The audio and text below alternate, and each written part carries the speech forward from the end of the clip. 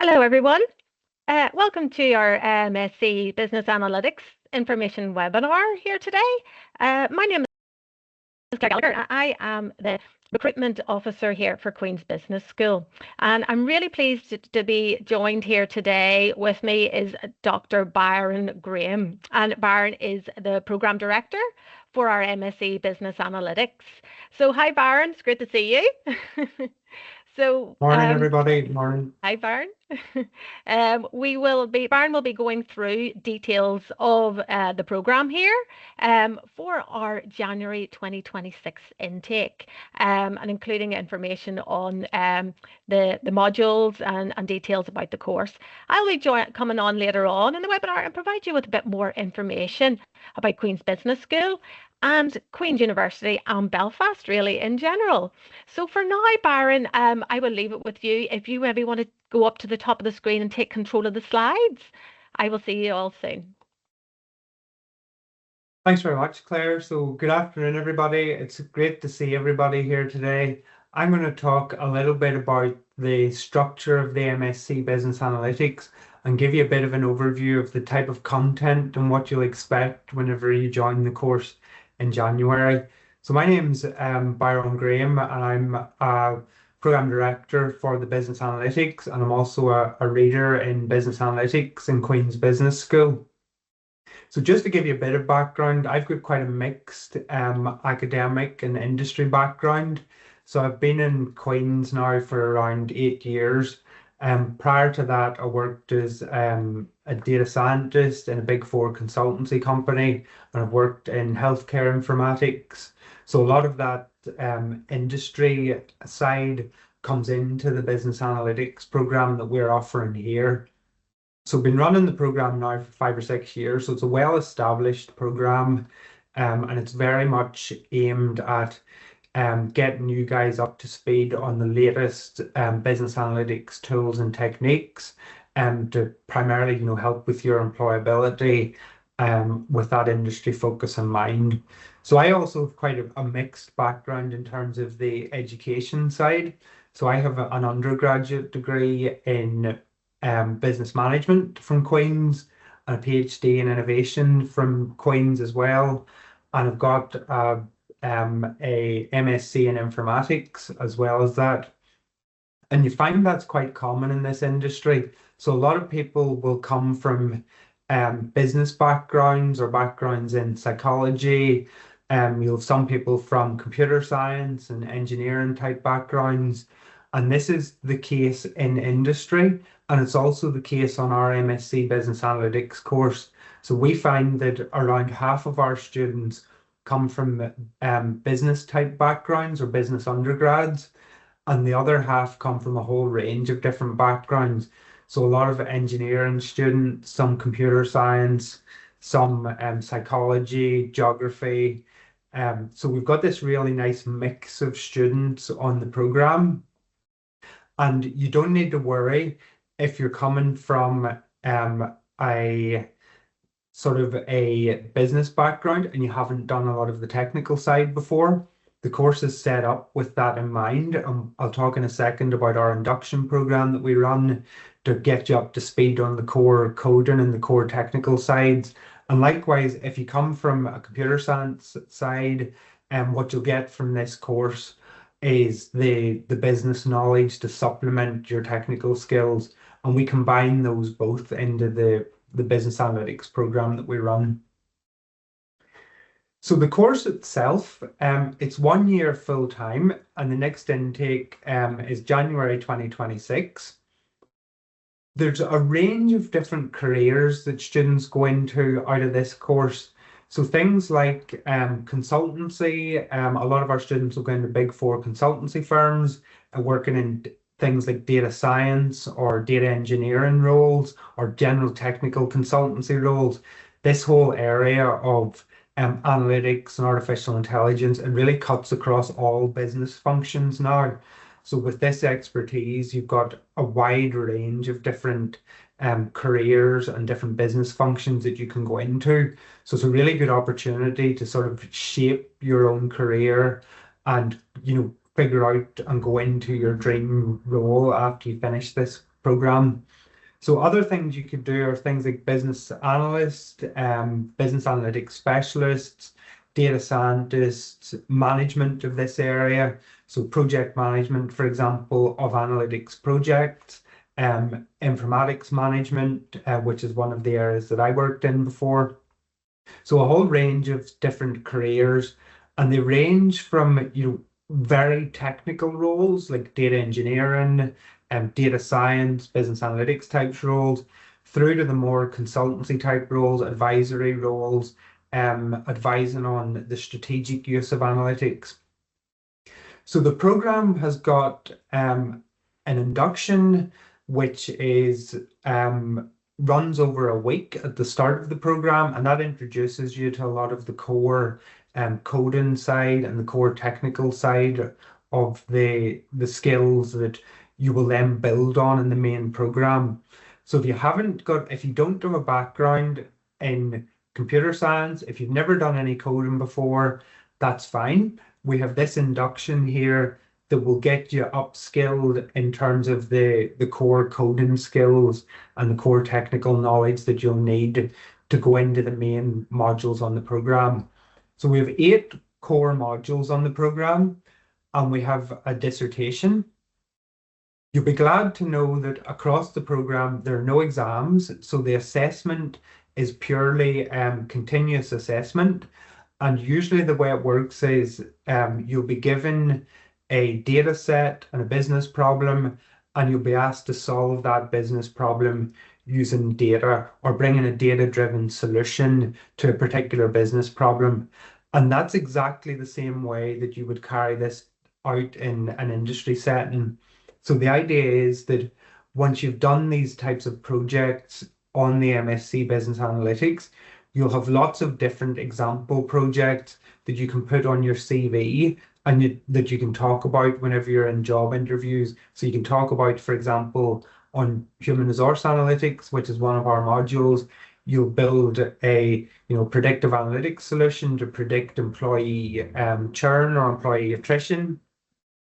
Once you've done that project, you'll have that on your CV along with the tools and techniques that you've learned carrying out that project. And you can also then talk about that in the job interview. That'll give you one example for your job interview. Or market analytics, you'll be predicting customer churn, for example. Likewise, your dissertation is a much bigger project. I'll talk about it in a second, but it'll be a more substantial project. So that makes you very attractive to employers whenever you're sitting in an interview and whenever you're putting together your CV.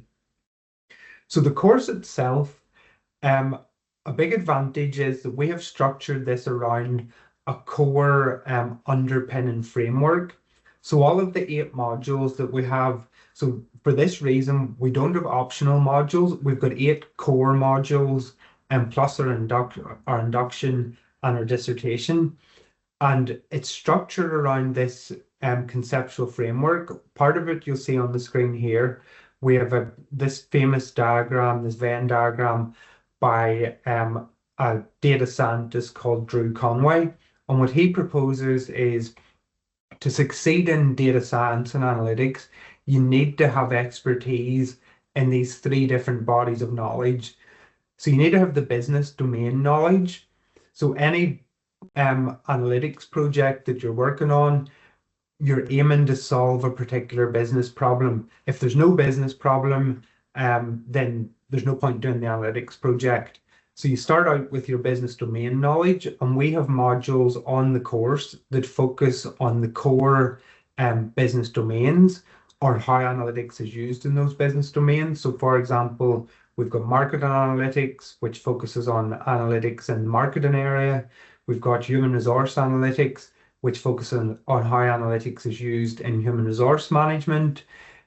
We've got AI in business and society, which focuses more on the strategic and ethical use of analytics. You've got the operations side, which focuses on data-driven decision making, which focuses on how analytics is used in operations and for things like simulation and optimization, for example. You've then got the core MAS and stats side.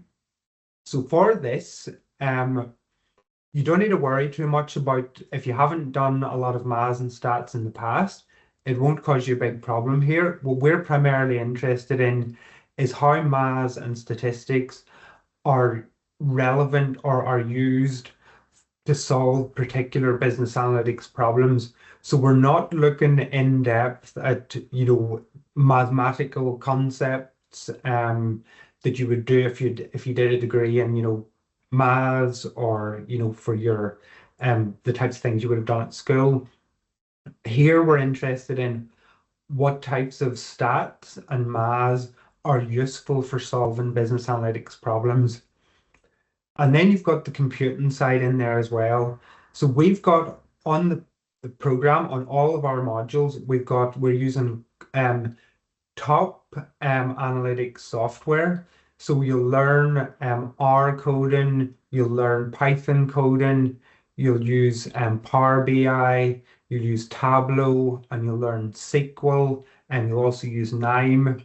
We run a datathon as well, and in that you'll learn to use Alteryx. So these are the core tools that are being used in industry. So if you look at any job description for data science and analytics, what you'll find in there on the job advert, the companies will be looking for those tools that I talked about there, and they're the exact tools that we're using on this program. So the whole idea is by doing this course, you'll come away with the right tools to succeed in this industry, the right underpinning business knowledge to succeed in the industry, and the right stats and maths knowledge that you need to succeed, as well as the series of projects that you'll have carried out across the modules that I mentioned a second ago. So the other side of it is the course is structured around a typical analytics solution. So I mentioned before, it's very practically orientated. So usually in a business setting, whenever you're coming up with an analytics solution to solve a particular business problem, that solution would have a series of different elements. So you would have a data storage element. So where do you collect your data from, and how do you store that data? And for this, we have a module on that uses SQL for database design and data storage, a module on data management. Then you've got your data exploration side, and that's where you're really exploring the data, digging into the data to find out what's in there. And this is covered on most of our modules. So for example, in market analytics, you'll be using Power BI to explore data and to build dashboards. In human resource analytics, you'll use Tableau to explore the data. Statistics for business, you'll use R, ggplot2, which is one of the top data visualization tools. Then you've got your predictive analytics solution, your machine learning side. And for this is where you get into more of the cutting edge, the artificial intelligence side and the machine learning side. And for this, you'll use tools like coding languages like R and Python to build predictive analytics solutions. So we've got modules on advanced analytics and machine learning. We've got we've got a module on data mining. So the advanced analytics module covers the top machine learning algorithms that are used for predictive analytics. And that module, you'll get in-depth expertise about building these types of AI and machine learning solutions. Then we've got our data mining module, which uses Python. And in that module, again, you'll use some of the top machine learning algorithms to build predictive analytics solutions. And you'll also learn about things like generative AI and how that can be used. And you'll learn about text analytics and how that textual information, for example, can be used to build these types of solutions. So this is all, as I mentioned earlier, this is all taught from first principles. So don't worry if you're not expected to be familiar with these concepts in advance of the program. that's the idea behind, coming onto this program, especially if you're from a different background. This is a really exciting opportunity for you to learn some brand new skills and get into, this, a really exciting industry. So the course itself, in terms of the structure for the January intake, we've got in first you'll do the week in induction, which is the introduction to analytics. And on that week, you'll learn about core coding concepts. And towards the end of the week, we'll work through building a full analytics solution to do some predictive analytics. That'll be in your first week of the course. So if you haven't done any coding before, that'll get you up to speed and give you the background knowledge to go straight into the main modules on the program.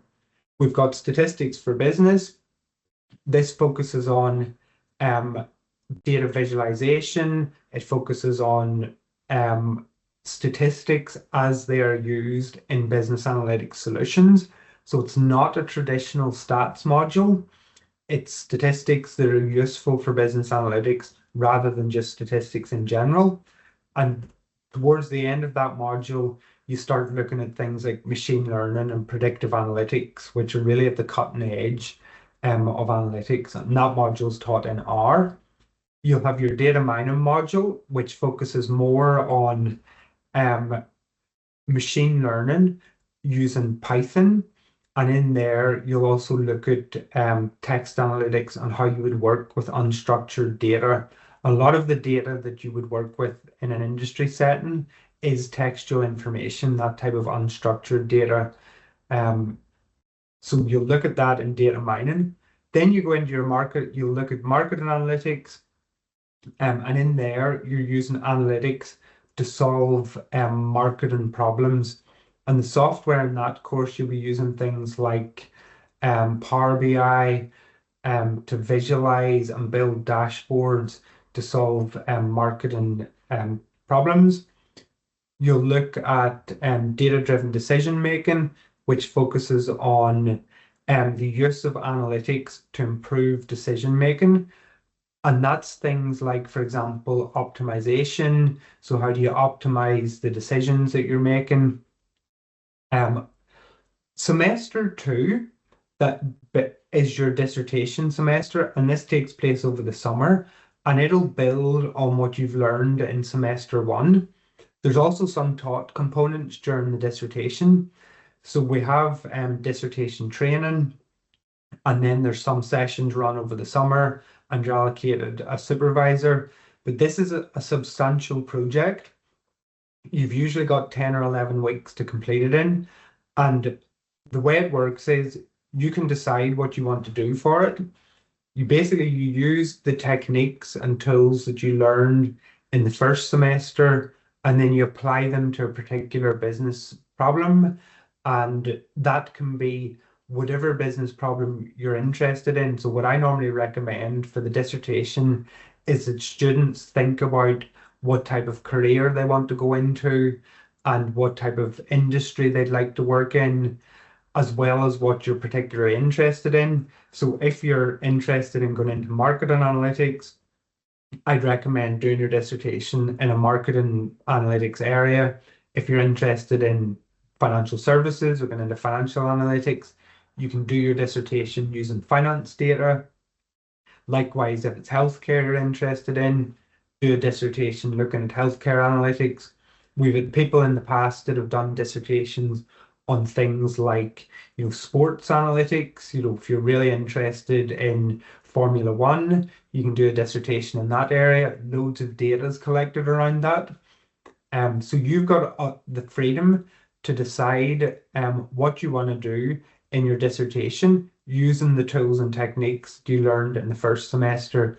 And we give you the full training on the dissertation so that you know where to find the data, how to come up with a topic, how to manage that type of project, and how to actually do the dissertation. So we run the sessions over the summer as well. So that runs in semester 2. Then in semester 3, you'll have your advanced analytics and machine learning module, which builds on what you've learned in semester one, particularly the statistics for business and the data mining. You'll use some of the cutting edge machine learning algorithms in that module. Then you have data management, which focuses on how you would collect and store data. So in there, you'll learn SQL, which is one of the crucial sort of standard tools that's used in industry. If you want to extract data from a database or put data into a database, you'll need to know how to use SQL. So you'll cover that in data management. In your HR analytics, you'll look at how analytics can be used to solve human resource or people management problems. And in there, as I mentioned, you do things like predicting employee attrition and predicting length of absence. So, and in that module, you'll learn Tableau and KNIME, which are two of the top softwares for business intelligence and for predictive analytics workflows. And then you look at artificial intelligence in business and society. So this module focuses more on the ethical implications and the strategic side of analytics. So whenever we're building these types of artificial intelligence and machine learning solutions, we also want to be responsible with what we're doing and making sure that we're using these tools ethically and in a way that's not going to cause harm. So you'll cover that type of content in the AI in Business and Society module. The key features of the program are that we use the top software, so industry standard software. This is exactly what you'll be using in industry, and we keep the course up to date. So as new softwares are introduced, this is a very fast moving area in industry.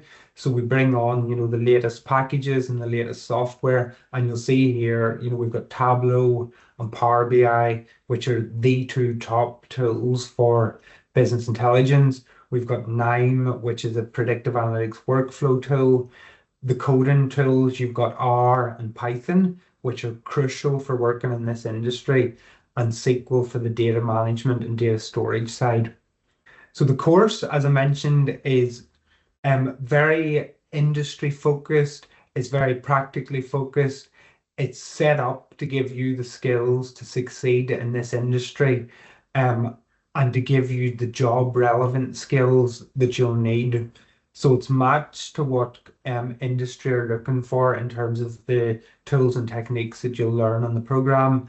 And it's deliberately designed in that fashion. So we've got academics working on the program, including myself, that work very closely with companies. Some people have got industry backgrounds like myself, and we're putting together, designing this program with that in mind.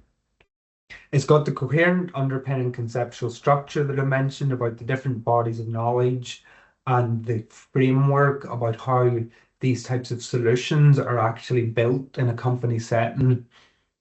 We bring in, crucially, because we are looking at business analytics here, so we combine the business knowledge alongside that more technical analytics knowledge. So we have our modules focusing on how analytics is used in marketing, human resource management, strategy, and operations. So everything that we're doing on this program is set in the context of particular business problems, and we're always trying to solve a business problem using the data-driven solution. It's specifically designed with non-computing and maths graduates in mind. So everything starts from first principles. We don't assume that you've done any coding before, and this is a well-established course. So I've been teaching this program now for 5 or 6 years, and at least sort of half of our students each year have never done any coding before and don't have an undergraduate in computer science and don't have an undergraduate degree in maths. So you don't need to worry about that side.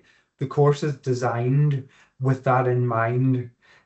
So everything's taught from first principles, and we don't assume that you've done these technical concepts before. If you have, so if you've done some coding before, if you've got an undergraduate in an engineering field or in computer science, then that's also great.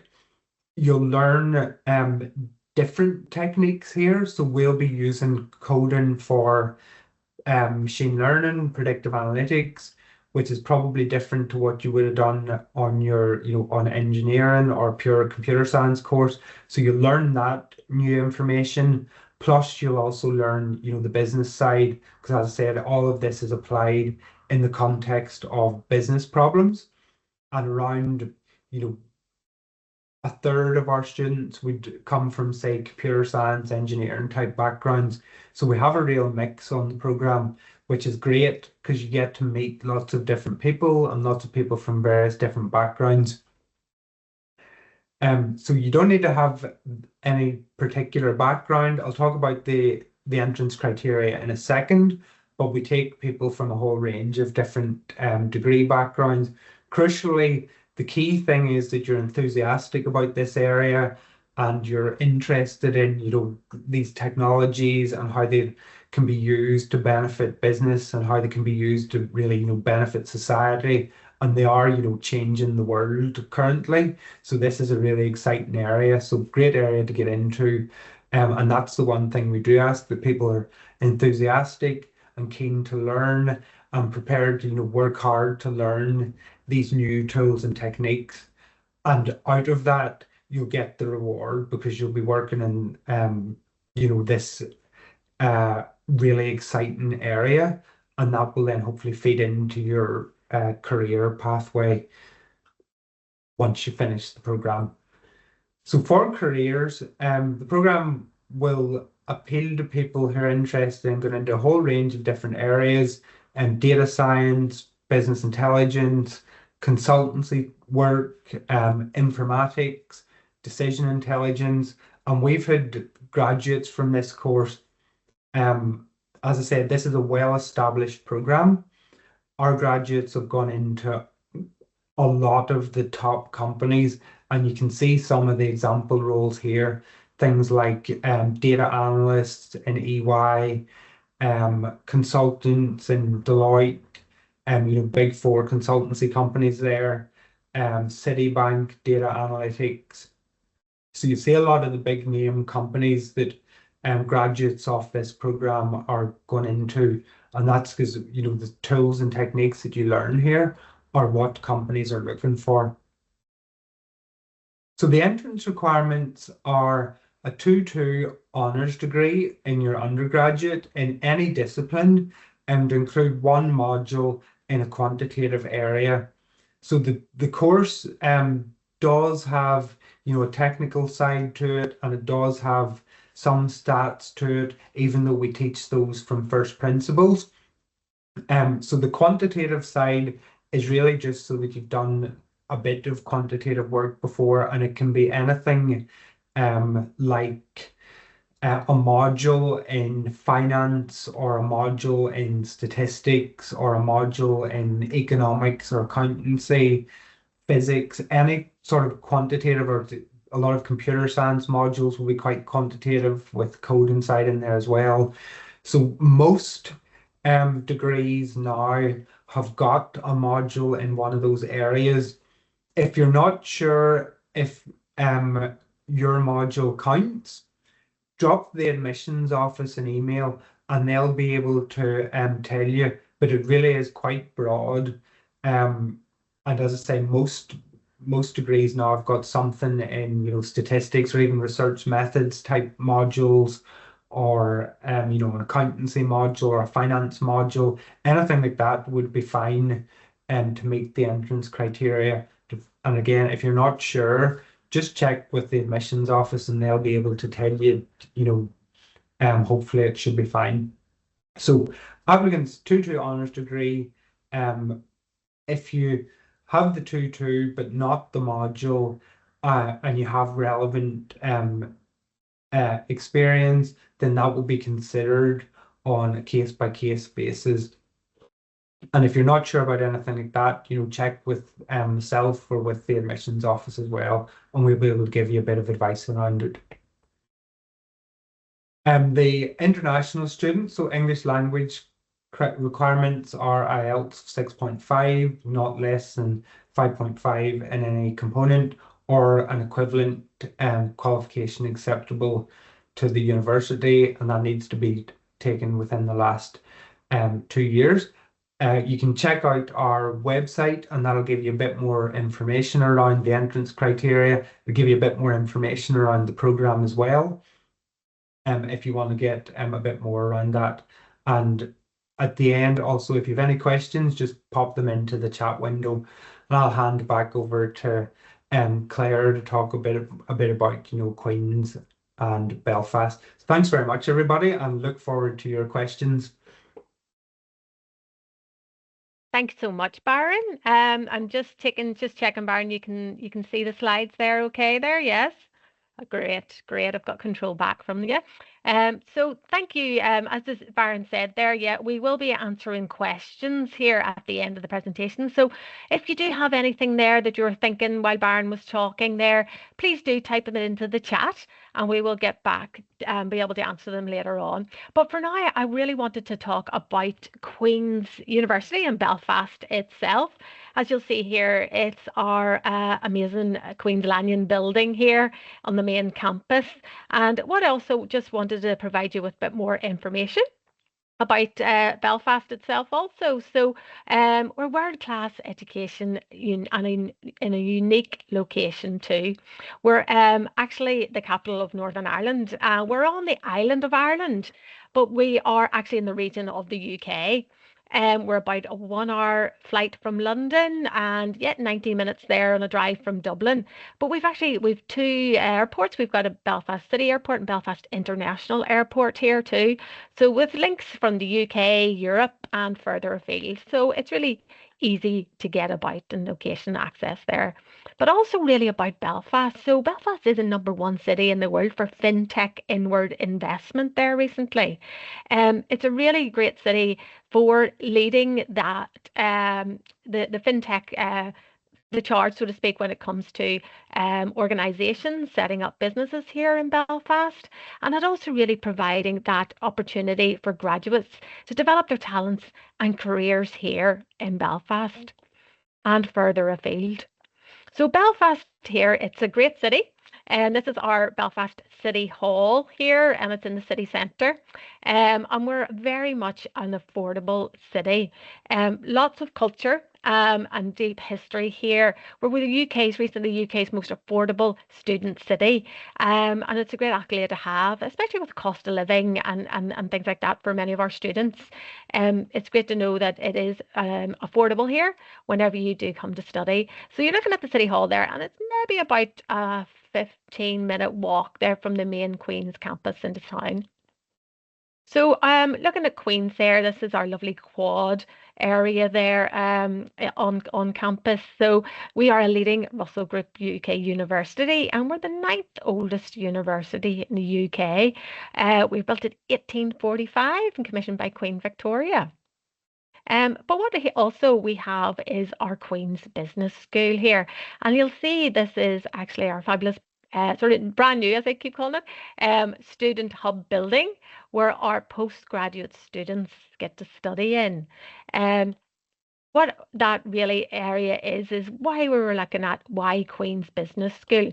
So there's many reasons why we want you to choose Queen's Business School. And it really is we're quality assured. We've actually got a triple accreditation. We're triple accredited by AACSB, our EQUIS, and our AMBA. And that really means that Queen's Business School ranks in the top 1% of business schools in the world. So it's a great accolade to have. We're after part of our small business charter. We're a prime champion institution, and we're also a member of the Global Business School Network. We've also a great graduate prospects. So you're saying there, we're 3rd in the UK for accounting and finance and 4th in the UK when it comes to business and management. We've also got a really great unique feature, which is a FinTrue trading room.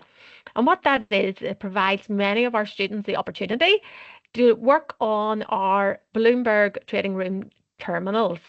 Um, We've roughly, I think there's about 26 terminals there, and we've also got a student managed fund here at Queen's Business School. Where that is, it's a business, it's an organisation where students can apply to join a student managed fund.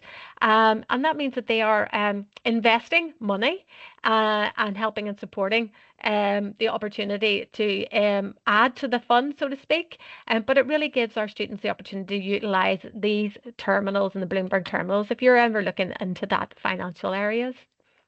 As you'll see there, our new 26 million student hub, as I said about there in the other slide, we just opened there in 2023, so it's 2 years old, but it's a fabulous building, real state-of-the-art areas there for many of our students to avail of. But another unique feature that we have is that we're very employment focused, with links to over 200 companies, here in Belfast and Northern Ireland, but further afield. And many of our classes and areas to help and support our students will be focused on employability. It's very geared towards maybe industry leaders or industry speakers, maybe that will come in. So there's a lot of industry engagement within Queen's Business School for our students to avail of. But here's looking actually at our student hub there. We've an interactive e-learning suite. We've a business engagement and employability hub. As I say, we're very focused on employability and helping and supporting our students get those graduate jobs and graduate roles. And we've a 120-seat Harvard-style lecture theatre here, a 150-seat computer laboratory, as Byron was mentioning there, with many of the programs and the platforms that you'll be using. And we're well equipped with plenty of computers and facilities for our students to avail of. And again, the Fintru Financial Trading Room. So another unique feature is for many of our students our international students, should I say, is our support advisor. Now, there's Arlene there that we have, and she actually is the dedicated international support advisor, and it really does provide that academic and pastoral support for international students. And she provides guidance, and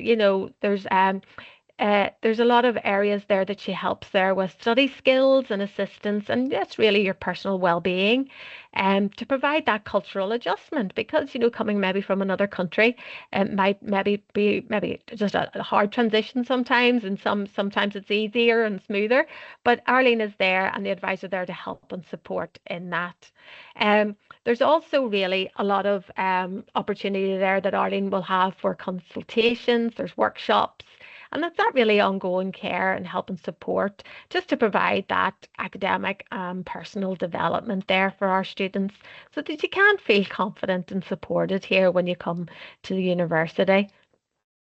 So what we just want to look at there now is our fees and funding opportunities there for January 2026 entry. So for Northern Ireland and Republic of Ireland students, the fees there is £8,800. If for England and Scotland, Wales, it's £9,250. If you're looking at our EU and our international students, the fee there, it's £25,800. Now, we do actually have our postgraduate study loans for our students there from Northern Ireland, and you can include that. There is a QR code there actually, if you want to maybe have taken a minute for any of our Northern Ireland students there to scan that, and it is usually just the normal loan applications there. But we're looking at maybe our international scholarships that we have for January 2026. For our international students, the Queen's Business School does provide an automatic scholarship of £6,000. We also have an early confirmation award of a further £1,500, and that's for students who will pay in advance of their fees at a certain time, which will be detailed on your application letter there. So again, there's a QR code. If anybody is there, they want to maybe scan and have a little bit more information on that, I will try and maybe send in the link in the chat here later on for you too. But the international scholarships is a really great incentive for many of our students. So moving forward and looking at maybe next steps, what do we do now? If you haven't already applied, their application process. I'll actually just add in again a link in the chat there for you for later. Very, very simple and straightforward process.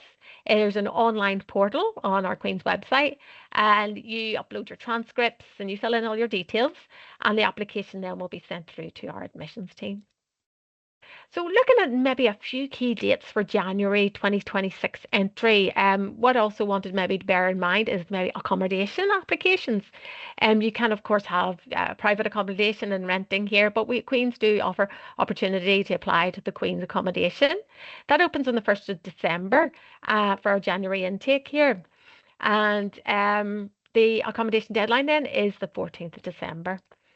So we do actually then, as Brian said, there is induction areas and things like that. Induction commences there on Tuesday the 13th and 14th of January. And then the class is commencing in the beginning of the 19th of January. So we're looking at then the semesters, so you've got your January, April, May, and that's your top modules, as Baron had mentioned there earlier. Then you do have your dissertation, your capstone, and your projects that will run right through to maybe early June. And then you're looking at your September modules, and that'll be again your top modules, be right through to December. So just a few key dates there to mention. So really then now, it's maybe if you're wanting to contact us again or anything like that there will be an opportunity there. And there's Baron's email there. If later on, if you think, oh, I forgot to maybe mention this or ask this, Baron's email address. And we also have your general inquiries there too, the course, and also for general inquiries for any other maybe aspects that you were thinking of apart from the program or the course itself. It's askahss@qub.ac.uk. We also have a fabulous actually social media platforms currently running. We're on LinkedIn, we're on X, on Instagram, Facebook, and TikTok. We've a lot of, as I said earlier, industry engagement and activities that the business school will do. Many of our students will provide some testimonials and provide some blogs, student blogs, and we do put those on our social media platforms. So please do follow us, and you'll get all the insights and up-to-date information about Queen's Business School. So yeah, really now, if we've got any questions there, maybe Byron will have a quick look at the chat. Maybe there's a few coming in, and we'll have a look and see. So let me just check and see. And we've got Andrea actually there follow up. Thank you, Andrea. She's actually added in a few links there too for anything. So let's see if there's anything else there that we can have a look at about the program. Baron, there's a good question here now. Is there any support for students who don't come from a strong programming or maths background? And I know you touched on that a little bit before there, that it is from scratch, but maybe do you want to maybe elaborate a bit more? Yeah, so that's a really good question. So as I mentioned earlier, we in fact we assume that you haven't done any coding before, and we teach all of the content from the very first principles. So we don't jump in the middle of things. We start from the very basics of coding and the stat side. So there's no assumption that you have covered any of this material before. So with that in mind, what we have are things like we have the induction, which runs in the first week of the course, and we'll cover basic coding concepts there. We'll cover some of the basic stat side. Don't worry about the maths and stat side. It won't cause anybody a problem. It's very it's stats as they're useful in business analytics. So it's more about understanding data and how that relates to businesses. So it may be things like, calculating averages and building some visualizations. It's not, we're not going to be doing like calculus or something like that. So don't panic about the maths and stats side. But in terms of the support side, we have the induction. Most of the modules, for example, I teach this semester I was teaching the Stats for Business module, and I have handouts for students. So each week I'll give you a handout that goes through the core concepts, and you can take that away. It's step by step. You can take that away, and you can practice that coding yourself, working off the handout. We've also got, I have video recordings of the core concept. So again, you can go back and you can rewatch the video and you can pause it and work along on the computer side. We have office hours, so if you're stuck with something, you can come and speak to the lecturer in the class or after the class or in their office hours, and they'll be able to support you with that. This year and last year, and hopefully next year, we give students access to Data Camp. So if there's any additional areas that you want to learn about, a lot of students would do like additional certifications and courses on Data Camp and then post those out on their LinkedIn, for example, and then you've got that on your CV as well. But a lot of students would do for example, Introduction to R course on Data Camp or Introduction to Python course alongside the core material that we cover on the MSc Business Analytics. Because with this area, the more you know about the different tools and techniques and concepts, the better. So it's good to get into doing, in addition to the core content, it's good to explore some of these additional things yourself as well as you go through the program. And we're very supportive of that. So there's quite a few things that we have in there, and to make sure that everybody is comfortable with the coding side and with the any maths and stats that we cover, and you'll find it's not it won't be a barrier for you if you haven't done that type of work before. That's great. Thanks, Byron. And that's really good to know. And it's good to know that there is those platforms for learning and Data Camp that's to help and support there. There's just been a few more questions, which is great. And Andrew, thank you so much for answering some of those there. There's some helpful links and everything that's come in through. No, yeah, there's quite interesting question. Are there any additional costs beside tuition, like the lab or material fees, Baron? But I don't believe that we've got additional costs that for any lab fees, is there? No, so it's a good question. So It is, yeah. We don't have any additional costs there's no costs for the lab fees.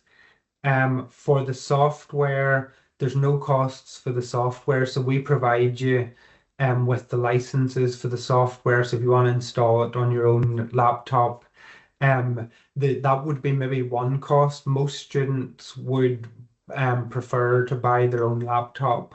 Although all of the classes are mostly taught in the computer lab on our machines, but a lot of students, would have their own laptop, and you can use that in the class, or you can use our machines in the computer lab. Either's fine, but if you're working, in your own accommodation in the evening or that, you might want to have your own laptop. But there's plenty of computing facilities around in the library as well, and that. But so there's no cost for that. In terms of things like textbooks, so most of our modules, we don't require that you buy a textbook. So we use a lot of handouts that we've designed specifically for this program. Because as I said earlier, there's not an expectation that you've got a particular background knowledge. So we develop most of our materials ourselves. So it is unique to this program. What you'll get here is not the same as what you're going to get somewhere else. We've developed the materials. So there's not a requirement to buy any textbooks. Any textbooks that we recommend will be in the library, and it's more you would go there and have a look at it and read it for a couple of hours rather than something you need to buy. So there's not any specific costs in terms of software, labs, or other materials that you would need. The main thing would be if you're, buying a laptop, or most people probably already have a laptop, you bring along anyway. And even with that, there's not like a specific, you don't need a very high specification laptop. You don't need to buy any, specific type of laptop, just whatever you have or whatever you would normally have will be completely fine for this program. Great, thanks, Byron. The question is there any batch starting from June 26 also? But I believe probably the next one will be our September intake, Byron, if it's not January. Yeah, that's it. So Yeah. the intakes are January and September. That's grand. And another question here: when should we reach the QB? QB for your January intake? Probably maybe when you actually you arrive here. Well, as I think we had just the key dates there earlier, and maybe I'll just go back to that. Key dates, you're looking at our induction, so that'll be Tuesday the 13th and Wednesday the 14th of January. And the classes commence the week of the beginning of the 19th of January.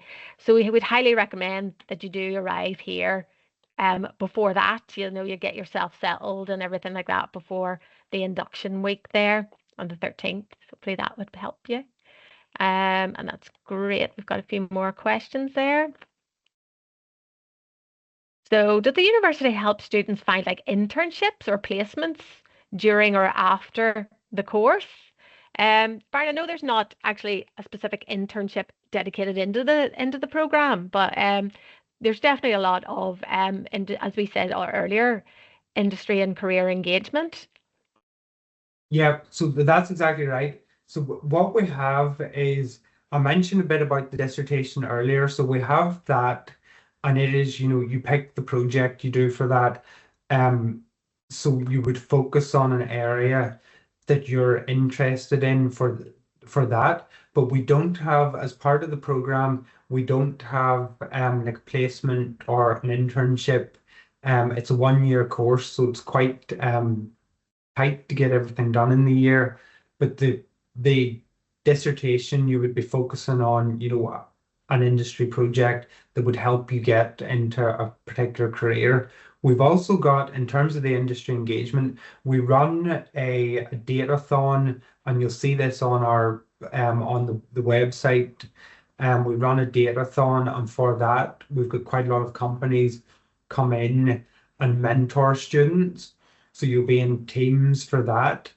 And we'll give you a specific business problem. You'll work in your team to solve that business problem, and there'll be company mentors will come in and work with you for that. We have a data duo mentoring program that we run. So it's a competitive program. We normally would have, 15 to 20 places on that, where you would work with a business for dual mentoring. And some students do use that then in their dissertation. We have also got weekly career sessions. So we have dedicated people that work in the school to help you with the career side. And this is in addition to the wider university support for careers. So in the school, we run weekly 2 hour sessions, which are around employability and careers. And in those sessions, it'll be things like, how do you develop your CV? How do you effectively market yourself on, social media? How do you effectively carry out an interview? Where do you find these types of jobs? How do you land your dream career? These types of things. So we have that support in there, and that's there's people in the school that will help you one-to-one on a one-to-one basis, but also in the weekly class sessions. And in those sessions, we've also got companies that come in, and we've alumni that would come in and chat with you and give you a presentation about, opportunities in their organization. So we've got all of that in there. And as I mentioned earlier, this entire course is very practically focused. So the whole idea behind it is really helping you get into this industry, and that's why we have all of those the top software and the projects. We also have, I mentioned about Data Camp earlier, and a lot of students would do, various certifications on there, learning additional tools if you're particularly interested in a specific area. And we use Alteryx as well. The university's got a partnership with Alteryx, so we have licenses for that. And you have access to their Spark Ed platform, and you can do the Alteryx certification as well, and that's really good for your CV. So we've got loads of things going on around that, and lots of things for you to get involved in with the business engagement side. Great. Thank you so much, Baron. I know this is great. We're just getting back to a few messages here in the chat. um, Yeah, I think we maybe had touched on this one also there. It is about maybe even getting that. How do the university support students in getting a real world experience? Are there structured internships opportunities or practical training programs along during the course? So I think Barney has just sort of touched on that one there. Yeah, so sort of I mentioned that um, basically the crucial takeaway from that is that the program is designed with industry, what industry requires. It's not a very, abstract theoretical type program. It is, we're doing Python, we're doing Power BI, we're applying that to business problems. We have the industry engagement in the program. I mentioned about, the opportunities for doing the certifications and things in there and learning the core techniques and the mentoring that we have as well. So it's very industry focused course. We don't bring on an internship to the program, but as I mentioned earlier, you can decide what you want to do for the dissertation. So I encourage students to do a dissertation on an area that they're interested in working in, and then use that on your CV, to explain at the job interview what you've done and the experience you've got out of that. That's brilliant. Thank you so much, Byron. So another question there about, yeah, it's just more about employability. How does our QUB support international students who want to work in the UK and after graduation? And again, probably Byron, again, it is definitely, there is a lot of help and support for careers, for graduate opportunities. Again, isn't it a lot of business engagement that we would help? Our Central Queen's University team has a careers department there too. So there's a lot of careers fairs, and it'll give you an opportunity to get up and closely with businesses and organizations. So a lot again, sometimes it depends on international students, of course, with your visa and depends on that. But we do provide a lot of help and support. And that's great. Thank you so much. And there's a helpful link there for a graduate visa on immigration there too for support services. So, the great thing is, Barn, you maybe could attend to some of our maybe recent graduates or maybe our recent international students. Have they gone on to have their opportunities to get graduate roles? Yeah, so a lot of our international students would go on to work in, a whole variety of different roles that I mentioned there in some in the UK, some students return back to home country. So it really does vary. But we provide, as I mentioned earlier, we have the weekly 2 hour career sessions, which are really invaluable because what I say to the students that join, you need to be thinking about careers and applying for jobs, right from the outset. And we talk about this in the class and in the lectures. I would quite often mention, make sure you've got this in your CV, and if we're learning some new tool, I'll tell you to put it, in your CV, so that you have that in there. So there's the support that we've talked about. We would have students, mentioned earlier about a lot of students go on to the like big four consultancy firms. A lot of we have quite a lot of international students on the program. We've got some students, that have done things like knowledge transfer partnerships where they've worked with, specific companies after the program. So yeah, just a whole range of different areas, and we'll have some alumni that will come in and chat with you during the program and tell you sort of their story about where they came through the program and then what type of career they went into and where they're at now. So a lot of international students will stay, some will stay in Northern Ireland, some will go to the UK. This is if for analytics. London is a big center for analytics in the UK. So a lot of people might be thinking to do this course here and then maybe look at opportunities in London or internationally as well, any of the big cities.